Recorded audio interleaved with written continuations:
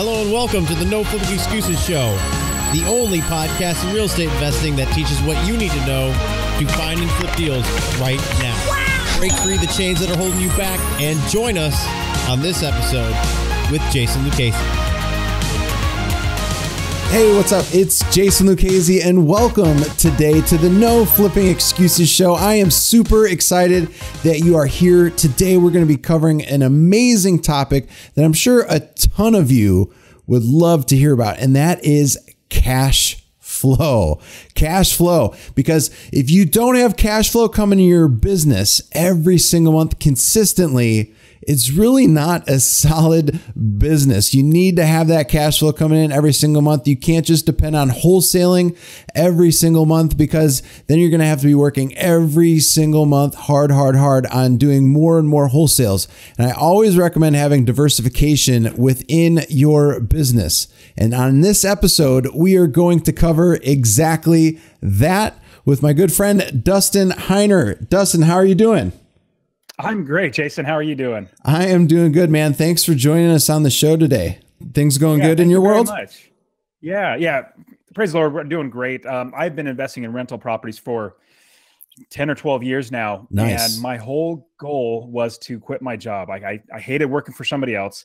I'm an entrepreneurial minded person. I had my first job was a paper delivery route when I was like 13. Oh, man. And so I've always been the type that I was always figuring out ways to make money outside of a job. And yeah, when I realized, man, there's something as passive income that rental properties brings in money every single month. You don't have to work. Right. I was sold. And so I just started buying one after another. And eventually got to the point where when I was 37 years old, I think it was like 2 years ago, I quit my job. And now I will literally never need a job again. It's terrific. No, that's awesome, man. That's a really awesome background to what you're doing now. And for folks that don't know who you are, man, why don't we share a little bit about that? I know you just shared a quick bit about it, but for those of you that don't know, I just talked to Dustin offline, and he's in several markets doing this business. So why don't you kind of touch on that? Like you shared what you were doing. Why don't we kind of talk about you, your business, and how you got to where you are right now?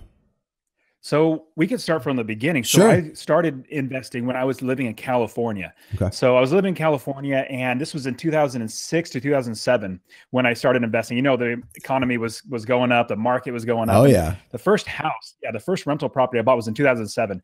And so right before the crash. And so when I was looking for properties living in California, I started just crunching the numbers and realizing passive income for one property in California is going to be very, very low. Plus, I'm going to have a high mortgage. So what I decided to do was, let me look outside of California. I bet, there's probably ways to buy out of the state. And I didn't have anybody teaching me this. I was school hard knocks. I did everything wrong and figured out how to lose money and then say, hey, that didn't work. So this is another way to make money. But I decided to buy my first property. It was in Ohio.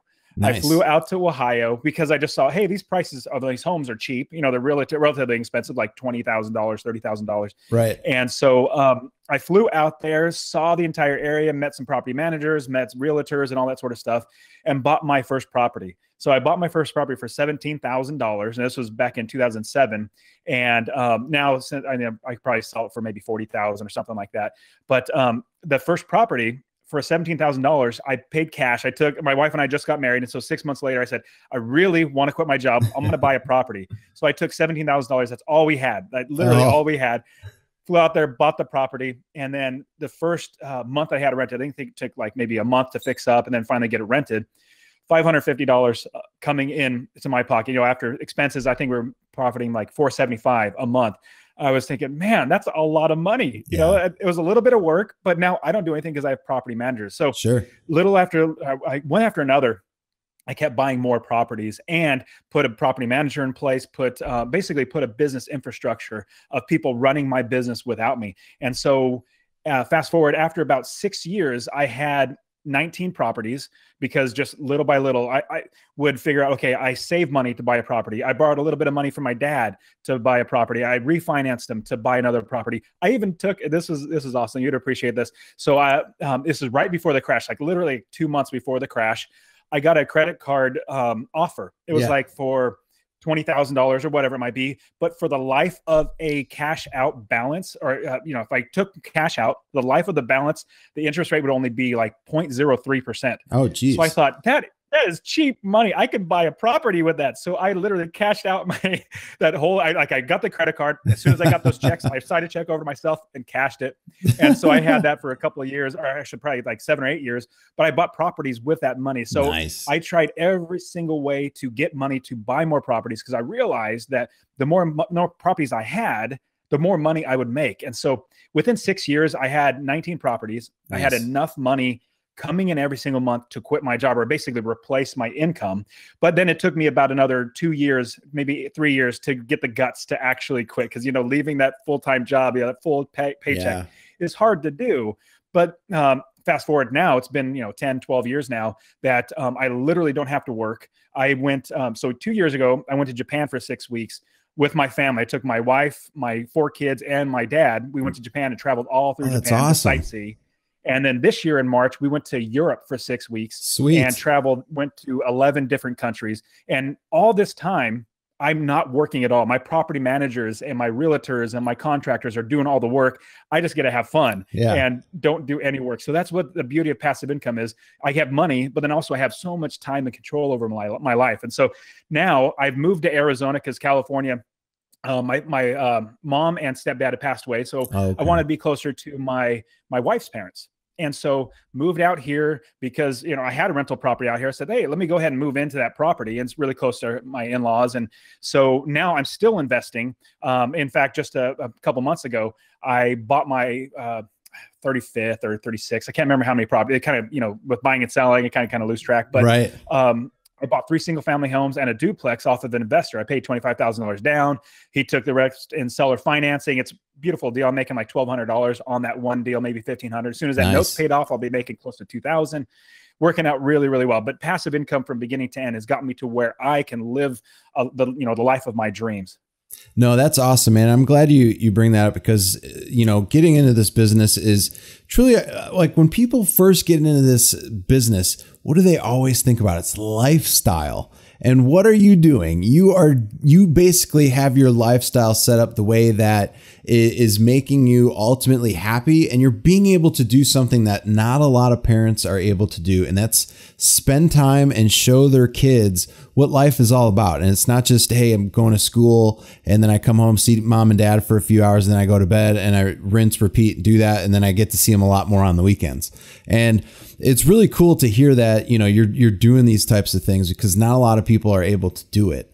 And it's really funny when you said you were getting started in California. We call a lot of California investors off of GoSection8.com, and every time we talk to them, we're like, we could. One guy was like, I can't even get a duplex for under $500,000. I'm like, really? Absolutely. We've got one available right now for $40,000 if you want it, and it's crazy that folks can literally, just using that site, could find out, hey, would you be interested in investing in this type of area? Because you said Ohio, and I still believe you're still doing stuff in Ohio, right? Correct.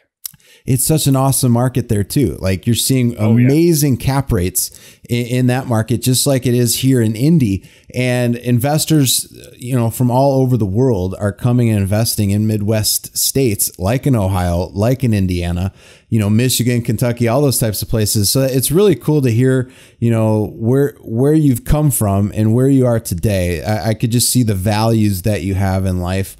And they align really quite a bit with the way, I like it with my family too. So that's really cool, man.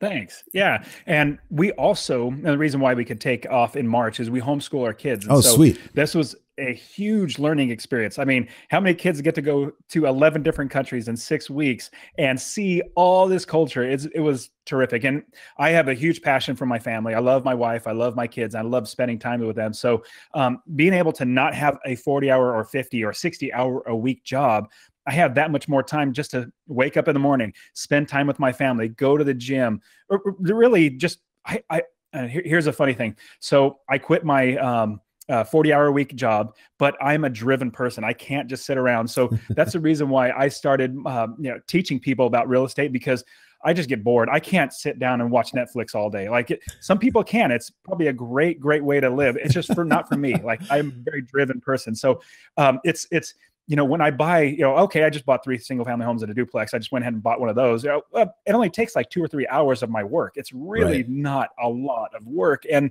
so, looking at my life now, its lifestyle is just fantastic. I went to Alaska for this, I think it was like a month or 2 ago. Sweet. For a 1.5 week long fishing trip. Nice. I went to, we travel, I travel everywhere. We love traveling. And so the lifestyle changes that we've been able to do. And here's a one thing I'd like to give all your listeners is that it didn't start like that. I sacrificed for 5 or 6 years of going anywhere, doing anything, because I saw the picture. I saw the light at the end of the road. Once I got that first property, seeing how much money I made in passive income, I was so excited that, man, any bit of money, like if we went to Disneyland and spent $3,000 taking the family to Disneyland, that's $3,000 I can't spend on a house to buy more. Now I can go to Disneyland anytime I want, which is great. But for 6 years, our one vacation a year was driving from California to Arizona to see the in-laws. That was our only vacation, because we knew that all that money we could put towards properties. And now, after so long now, I literally can go anywhere, do anything, and pay for whatever I want. And so it's a huge blessing to be able to have passive income and complete control over my life.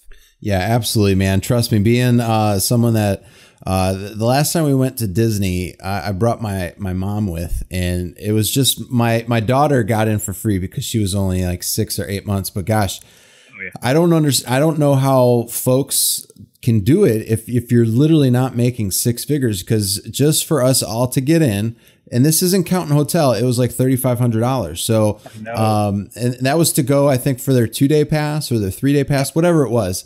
But it gets expensive. It gets pricey. And for folks that are wanting that type of a lifestyle change, let's talk about what you started doing those first 5-6 years that were, most people don't understand. From an entrepreneur set, when you're first getting started, you're an entrepreneur.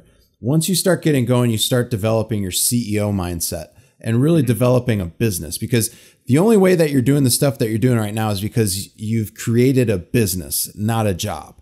Absolutely. And you're able to look in on that company that you have at any point in time to see if something's broken, you could fix it. So with that being said, let's talk about like your humble beginnings, how you got started. How did that first deal kind of go for you? Like, how did you find it? I know we talked about the Ohio one, the $17,000 one. Well, let's flash forward, I guess, to the second one. How did things go for the second one? What were some of the things that you were able to learn from your first deal that you're able to do on your second deal? Yeah. I definitely learned a ton from my first deal moving into my second deal, but it also happened really quickly because I'm a very driven person, like I said. Yep. And so I couldn't wait to get to the next property. But my wife is so much less a driven person. Like, she was raised by a school teacher and a stay-at-home mom. Okay. And so they were very risk adverse. And so she was really holding me back, not necessarily holding me back, but just helping me to be more paced, because I would have probably built it faster, but I probably would have made a lot of more mistakes than I already did. So going from that first property, I bought that first property. So basically the numbers were, I bought $17,000, put all my cash, bought the house for cash. And this was in, like I said, Ohio, but it was also at the beginning of the beginning of the crash. So my last property that I bought was like $17,000, but the cheapest house that I bought in Ohio was $6,500. I mean, it was nice. That was like probably my 7th or 8th property, but that was at the bottom. I mean, literally everything was crashing and they couldn't give away properties. And I was making like $450 a month. But for my second property, I always knew that if you use other people's money, you're going to make so much more money because you don't have the limitations of you working your life in order to save up, then buy a property. Right. So we had, from my wife's savings, my savings, and some gifts from our wedding, we were able to buy that first property. Well, I realized, and this was at the time they're still giving out loans. I said, you know what, I'm going to go ahead and refinance this first property and pull as much cash out as I could, because I didn't have any more. Yeah. Pulled all that cash out.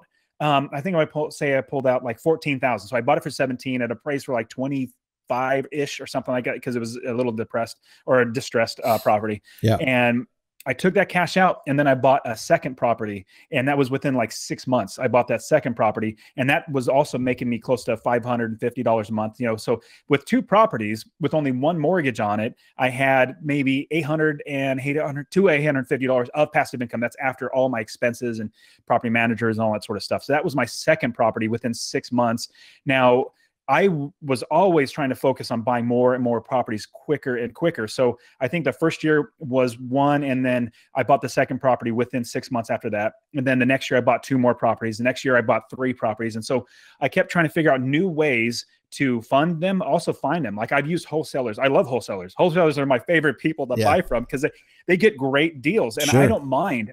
As an investor, I don't mind paying them, $2,000, $3,000, $5,000, as long as a deal that works out for me, when numbers work out for me, hey, I'm going to buy the deal. I love working with wholesalers. Sure. But yeah, so continually, when you're talking about like a humble beginning, it was really scrimping and saving, like just not spending money on things where I'll give you an example.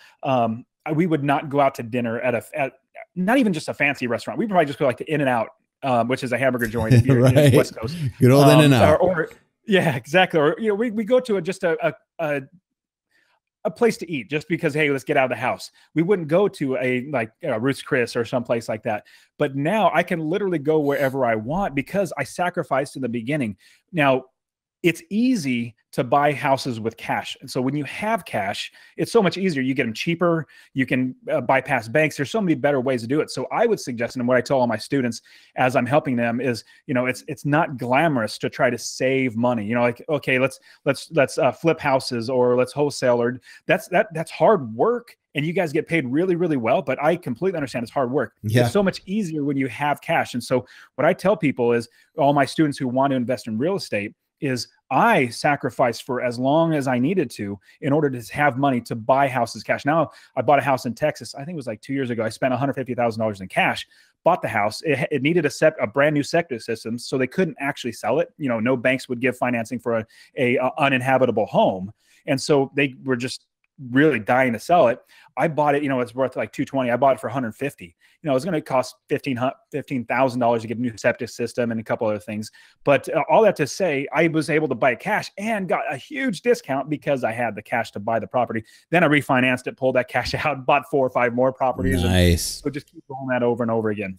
And it's a cycle too. Like what a lot of people don't get is you don't just sit on those properties. Like you can use the equity in those homes to your advantage, and you could even do specialized loans for those because there's a lot of companies out there nowadays that are allowing you to pool up and just have one loan to get all that done. Are you doing? I've done that. Yes. Okay. So you're doing those types of loans as well, because you could essentially pool all those loans together, have one payment, and they'll go up to 70%. Sometimes they'll go up to 75% cash out. Yep. For you. And if you do things right, you could constantly, like, you could be, adding, like say for instance, you have 10 properties. Now you could keep doing that over and over again. You could have 5, you could have 17 now you could get up to 20. And it's pretty simple, not simple, but it's something that you can do. And I'm drawing a blank for what that loan is called. It's not a bridge loan. There's a bundle. Well, what I have is a bundle loan where you bundle them all together. And what's actually great is it's a commercial loan. So as an investor, we want to have as much liability removed from us as a person and protect ourselves. And so with commercial loans, as opposed to regular residential loans, like if you're getting a loan in your own name, you have to have it in your name, and obviously you have liability. Now, when you're getting a residential loan, that's what has to happen. But if you have a commercial loan, they require it in a business name, which is great. Like they're forcing me, hey, make sure you have your business name. Well, great, I already have it. So it's already there. They're already set. So I have right now, so out of my 35 plus properties, or however, I can't remember how many I have, but 30-ish properties that I have, I literally only have one regular mortgage and one bundle loan of like 4 properties. The other ones I've been able to pay off. And now that's just all gravy. That's just all income coming in my pocket because I've been able to pay off those mortgages. And when I was about to quit my job, we had a good amount of cash that I was thinking, I was talking to my wife, how can we make sure we make our lives more, not necessarily secure, but the fluctuations and the up and down, like how do we make it so we have a good top dollar amount that we can somewhat consistently depend on coming in. And so we, little by little, we started paying off mortgages before I quit my job. And so I was able to pay off all the mortgages, majority of the mortgages. And so now, like I said, I have like 30 properties that literally don't have a mortgage, and that's just all cash coming in my pocket. But yeah, so I use as many different ways to fund the properties. And I teach all my students all these different ways, because there are so many different ways that we don't even, well, most people don't know. I had to learn these as I go. Like, man, I have these properties. How can I figure out a way to get money out of them? And I work my tail off to find out the best way to do it, which one of them is a bundle loan. Another one's portfolio loan. Yes, that's what I was just looking that up, because there's a place that we use that's called financeofamerica.commercial.com, and they've got some really great portfolio loans. So I kept looking down. Yeah. That's what I was looking up. I'm like, this is going to drive me nuts if I don't get this freaking name down. You know, here I am. I've got a podcast show, and I'm drawing a blank on the loans that we use. So I'm like, I got to find this out. So I wasn't trying to be rude with looking down while you were talking. So, no, I appreciate you sharing that though, Dustin. So let me ask you this, man. When did you realize in your business that, you know, using other people's money would help you out with gaining more properties within your business? The very first property, because I realized that, well, if I went out, so a couple of thoughts came out. I'll start with, if I were to buy a house in California, I'd be paying $200,000 and barely getting maybe like $1,200 or $1,300 in rent in a certain area that I was looking at investing where I lived. Right. And so when I was looking, I was like, the cash flow, there's no cash flow. Like, I would not be able to make money. And so even if I did make, you know, $50 a month in that property, if it's vacant for 1 month, that's a whole huge mortgage of $200,000. That's what, I don't know, like a $1,000 mortgage. Right. That would wipe out my entire year and then some of profits for that property. So I thought about how much money I'm putting on a property and how little money I would make in passive income. And I thought, you know what, if I go to another place, if I go to another area of the country that I could buy a house for cheaper, you know, get a mortgage, maybe a $50,000, $60,000 mortgage, and make $200 or $100 a month or whatever it might be, then that would be better. Because if I had 1 month of not being rented, that's much less of a mortgage payment coming out of my pocket. So I went from there, so California, to another stop, you know, just thinking of how to decrease how much money comes out of my pocket and how to increase how much passive income. And then I found areas like, I know some people it bought like in Detroit, or basically, like you said, Midwest is a great place to invest. There's plenty of properties that you can find all over the place that would actually give you a good return. So maybe buy a house for, like right now, I could probably say you can find a good house in some like Indiana or Ohio or someplace like that for maybe $30,000 or $40,000 that you'll be making $750 a month in rent, maybe $800, just depending. That's a decent return. I mean, that's really, really good. And so when I bought that first property for $17,000 in cash, got that first check of like, you know, $470 in my pocket. I was like, how could I do this more? And how can I do it faster? And I think, how can I use this money out of this property that I've already put in there? And so it was refinancing that property. So I bought it with cash, number one, which has made it much, much easier. Number two, I rehabbed it. I fixed it up. I made sure that it could be rentable. Got it. Number three, got a tenant in there and rented out the property. And number four, I refinanced, pulled all that money out. And it was so much easier doing a refinance. Now, I still do have to, you know, qualify. I still have to make sure I identify all my documents. I still have to do all that stuff, but I don't have to worry about a seller. I don't have to worry about inspections. I don't have to worry about all these other things that have to do with an actual sale. So my favorite way to buy a house is buy it with cash. Then, like I said, fix it up, rent it out, then refinance it, pull the cash out 70, 75%. I've even seen sometimes 80%, just depending on the bank and certain situations. But then use that money, because you're getting a note on that property, but use that money to buy another property, and another property is paying off that note, and you're still making more passive income. So I've done it so many times. Like, I've literally done that process, like, I want to say at least 10 or 15 times. I mean, just over and over again. I've even taken money out of my personal residence because I thought, you know what? I had like $80,000 in equity here. I could buy a couple of houses with that. Let me refinance, pull that cash out and buy a property. And what was great, I've done it a number of times. And so if I pull out cash out of my property, people might be concerned, well, your mortgage payment is going to go up by $400, $500. I'm like, yeah, that's absolutely right. But I buy one property and I still have cash left over. I buy one property that pays for that mortgage increase.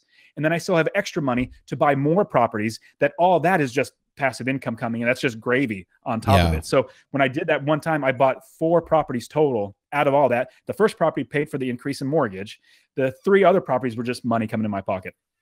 Dude, and the one thing too that most people don't realize when you do that method, when you buy, rehab, rent, refinance, that money's completely tax-free money. I love that part. Because I get a lot of my students say, well, if I sell my house right now, I could pocket $100,000 and be well ahead of the game. I said, that's a good thought, but let's look at other options. And I walk them through that whole scenario. And so usually more often than not, my students gravitate towards refinancing and pulling cash out, because, you know, if you sell the house, that's one property less that you have in your inventory, and you can't rent that out in the future. Right. I love, like, whenever I buy a house, it's really hard for me to sell it unless somebody's like just begging me to sell it and they're giving me way too much money. I'm like, sure, let's go ahead and sell it. Right. But if I lose that property, then that's that passive income that's coming out of my pocket that I'm not going to get anymore. So yeah, once I have a property, it's hard for me to sell it because I can make so much more money keeping it. No, exactly. And you're right. You hit the nail on the head. That when you get a loan, the government sees it as a loan because that's what it is. You know, they're not I wouldn't say expecting. They don't care if you buy a car with it, if you fix up your house, or you buy an investment that makes you money. They don't care about that. So on top of that, Jason, you terrific idea that the taxes are like, it's tax-free, but here's the even better thing. On top of that, it's tax-free. Your tenant is also paying that mortgage for you. So you pull out 80 grand, you're not paying that back. Your tenants are paying that back, and you're not getting taxed on that. It's beautiful. No, I love it, man. I absolutely love that strategy. And that's a big thing that we also talk about and discuss with a lot of our partners that come on board. Let me ask you this, for people out there that are listening, and maybe they're wanting to get in, maybe they're finding properties that might meet buyers' criteria like yours, Dustin, and they're unsure on how to approach them. Maybe they have income producing properties that they just got under contract by doing some cold calling. What would be a good approach, in your opinion, for them to find somebody like you with properties that are cash flowing already? There's no rehab needed, but they're getting double-digit cap rates. What would be a good approach for someone to find somebody like you? To sell it to me? Yes, to wholesale it. Got it. So, and this is something that I teach all my students, is because a lot of people ask, well, how do I get, other than realtors, because anybody can find a realtor, that's super easy. Right. How do I work with wholesalers? And this is what I teach. Look for bandit signs. Anytime you see a bandit sign, that's a wholesaler. Call them up and say, put me on your buyers list. So this is what I teach all my investors, is that wholesalers need people like us, because without us, they don't have a business. They need to find a buyer, and they need to find a seller, and they're really good at doing that. And so you need to be on that list. So when it does come out, like, hey, here's a property, you can jump on it. So as far as anything on your side, like wholesaler side of finding new investors, here's what I would do. I would look for Craigslist ads, like a listing, not necessarily a property. Well, I'll stop with Craigslist. Look for homes that are for rent. Look for homes that are for rent. Call up property managers, like whatever phone number is the same phone number that pops up in multiple listings. Probably a property manager. It could be a landlord that has a number of properties themselves. So you can call up the property manager and say, hey, do you have any buyers? More than likely, they have investors that are buyers, and ask them, do you have any buyers that are interested? I have a number of great properties I would like to show them. And if anything, I'll be able to show you. And if you want to pass it on, whatever it might be, but like work it out with the property manager. But then you also have a number of landlords that are investors themselves that don't have property managers. Call them up. It's really just a networking game to try to see as many people that you can to work with. And so those are the two ways. Number one, put up bandit signs. That's a good one. Number two, call up people on Craigslist and other rental listings and ask and see who can be a part of your investor pool, the buyer pool. But then also go into the RIA meetings, real estate investor meetings. Go in your area, try to find them. It's all about networking. And so, a lot of people talk about, and now, recently today, a lot of people talk about being an entrepreneur and being like a solo person, like quit your job and just go it alone. And I completely disagree with that. This is a team business. We need to work together. Like I literally hate property management. I hate managing properties. I don't want to do that. So I pay a property manager. I don't want to spend my time looking for properties. So I pay realtors, and I love paying wholesalers. Like I've just said, I love paying wholesalers. Another thing, I hate doing my taxes. Like I literally suck at doing taxes, so I don't do them. I pay my accountant to do them, and I have so much more time. Like what would take me, 10 years to do, he'll do it in like 5 minutes. Right. And so it's a team business. We need to work together. And so the more people you can, well, here's a big, not caveat, but like big tip I want to give you. If you're going to start networking and working with other investors, don't think first. And I know you probably don't, but I just got to give this idea. Absolutely. So everybody who's listening, don't think first what you can get out of the person you're talking to or the network that you're going to or whatever.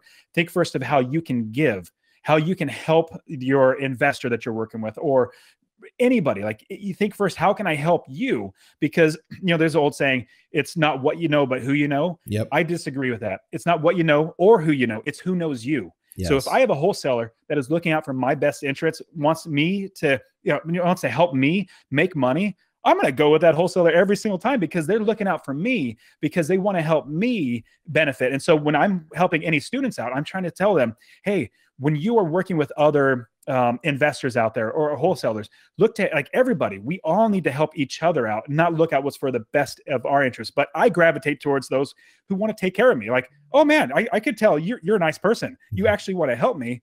I'm going to go with you as opposed to this guy that's just, I'm just a number to him, or just a number he calls and tries to sell something. Like, you know what? I have plenty of money. Like I'm not dying for it. So, oh, well, I'm going to pass because I really just don't like you. And it's probably me, but it's just not working out. I'm going to go with somebody I actually like to work with. So big pro tip I want to give everybody, look to see how you can help other people, not just other investors to get something out of them, but literally genuinely help. The more you do that, the more you'll get out of, get back for yourself. Oh, I like that. That's really great.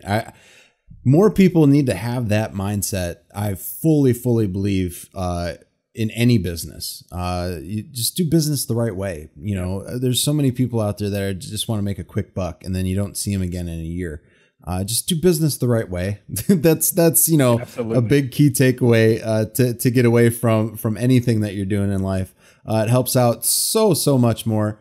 So with that being said, what we're coming to at the show right now, Dustin, is I always like to ask this of our individuals that we have come on, our experts that come on the show.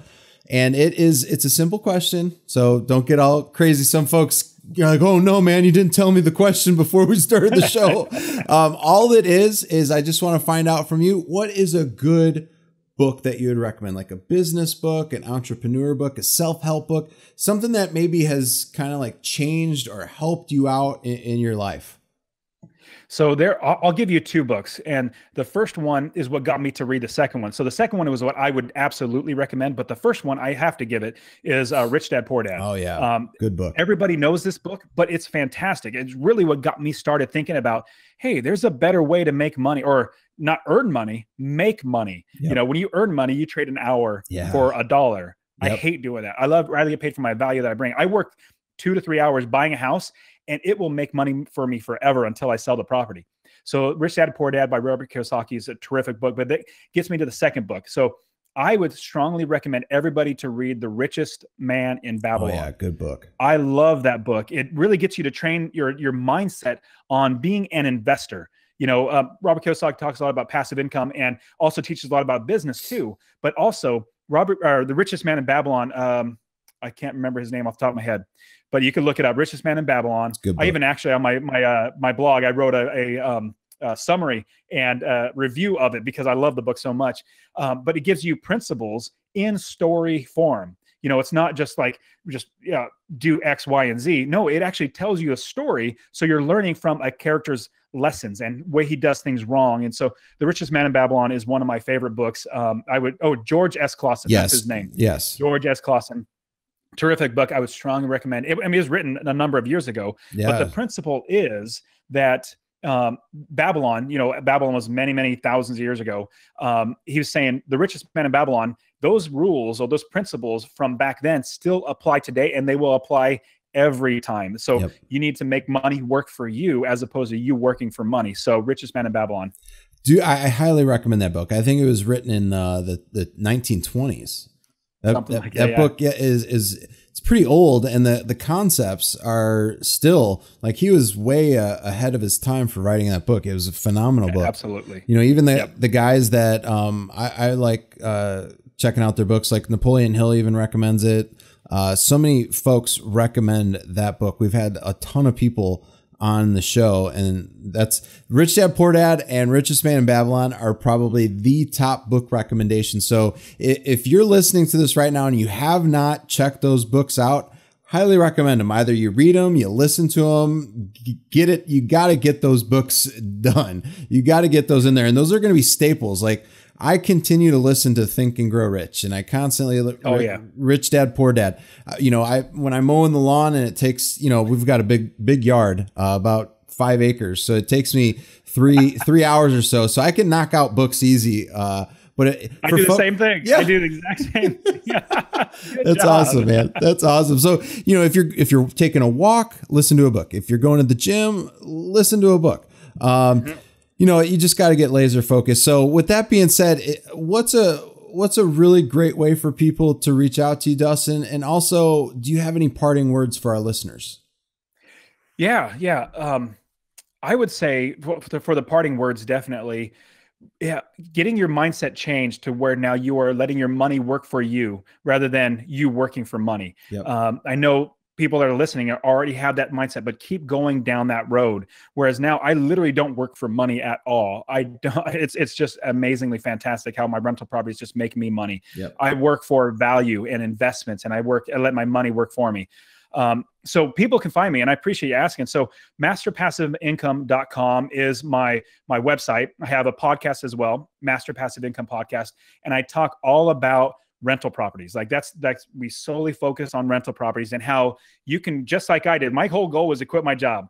Now my next goal is to make $1 million a year in income from those properties. And so so it took me 10 years to get to my first goal of quitting my job. I think now that I'm already here, I mean, I'm pretty close. I wouldn't say I'm close. I'd say maybe a quarter of the way there. I should be able to get to, within maybe like 5 years, $1 million in income a year from my properties. And nice. So, masterpassiveincome.com is where I teach. And again, as I said earlier, since I just quit my job, I can't just sit on my butt all day and watch TV. It's just not in me to do that. Yeah. And I thought, you know what? I've actually helped so many, like at least 1 or 2 dozen friends invest in real estate and actually quit their job. And as I was doing it, I was like, you know what? There's so many people that I can help. Yep. And so I started Master Passive Income because I really wanted to, and I love helping. I have coaching on there. I have online courses that I even have a free course. So if anybody wants to go and get a free course, masterpassiveincome.com/free course. You'll get a free course.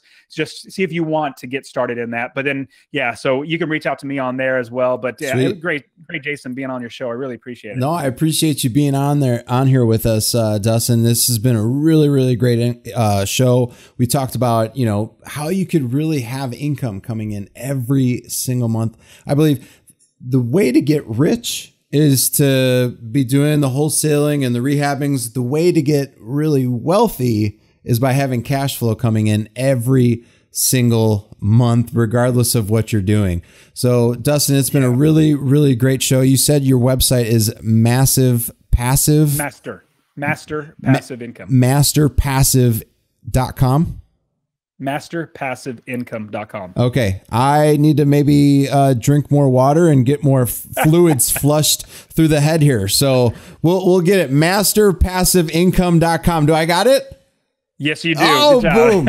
Got it. So for our listeners checking out the episode, I hope you really enjoyed Dustin being on here. This has been an awesome, awesome show. If you need any help whatsoever, feel free to reach out to us. Support at jasonluchesi.com. Again, that's support at JASONLUCCHESI.com. And again, bonus points here. I've got the website right. Masterpassiveincome.com. Go check it out, my friends. Highly encourage you to do it. Thank you so much, Dustin, for being on the show today, my man. It's been awesome. So Thank you. No problem, man. This is the end of the show. We will see you on the next No Flipping Excuses episode. Go flip a house, my friends. Or in this case, with Dustin being on, go get an income producing property. We'll talk to you later. Bye now.